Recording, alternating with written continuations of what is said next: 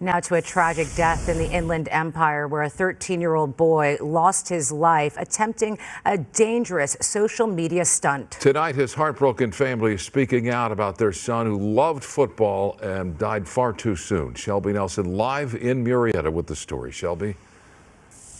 Yeah, far too soon indeed. This is such a tragedy. And it's only been 18 days since this family found 13-year-old Deuce unresponsive in his room. Today, I talked to his parents who tell me that they thought they did everything right. They talked to him about drugs and alcohol and outside influences.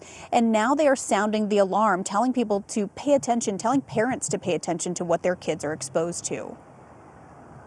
This was his leather football that he threw with. This is the one he would mud at night. Nnamdi Ohere Sr.'s son was just 13 years old. His name is also Nnamdi Ohere, but most called him Deuce. He's got a cute smile. Yeah, this is young Deuce right here. He had a good sense of humor, a great wit about him. He played many sports and instruments. His dad tells me football was his primary passion. Deuce was the eldest of 4 boys and part of a military family establishing roots in Murrieta.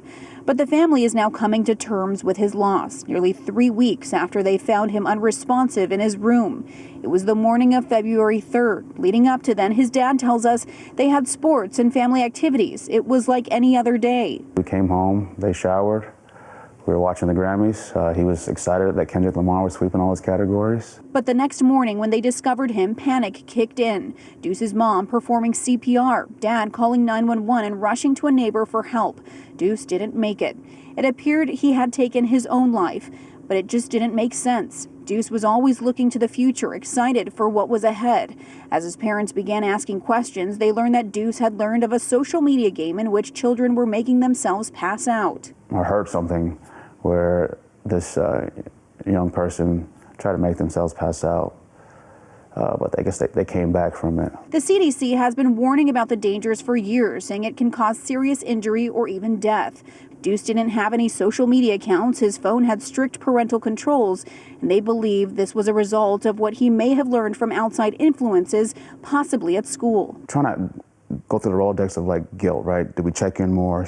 Should I have not been as firm 4 years ago? Nnamdi Sr. says the reason he wants this message out is to alert parents. He thought they did everything they were supposed to. Being mindful of the influences. We talk about like don't do drugs, make good decisions.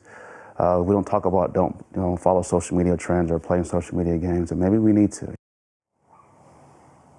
Now, the family has since held a funeral for Deuce. In the meantime, his parents tell me that what they have really cherished from this community is all the support they've received since his death. Reporting live in Murrieta, I'm Shelby Nelson, KTLA 5 News. Shelby, thank you.